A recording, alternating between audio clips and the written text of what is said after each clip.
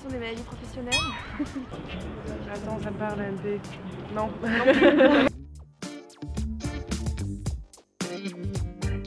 L'AMP, acronyme de Accelerated Mobile Page, c'est un format de fichier qui permet le chargement plus rapide sur mobile et sur tablette d'une page.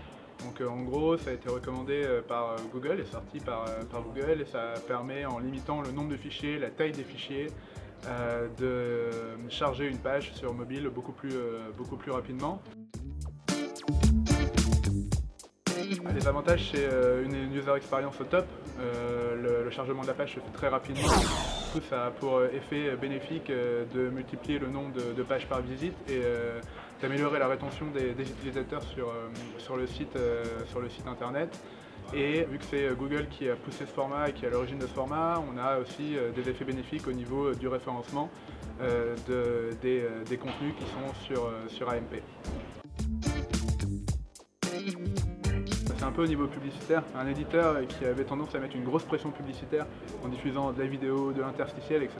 et qui est habitué aux revenus qui venaient de ces formats. Avec le format AMP, il ne peut plus diffuser ce type de publicité, donc c'est bien pour l'effet user experience. Mais au niveau de la monétisation, ça peut faire un peu peur. Après, même si l'AMP permet de diffuser l'ensemble des SSP du marché en header bidding, tous ne sont pas aussi près que Google, donc ça peut nuire à la monétisation. Et c'est un petit peu plus difficile d'implémenter du coup l'ensemble des SSP facilement sur de l'AMP, et Google prend un peu du coup en position plus que dominante sur ça.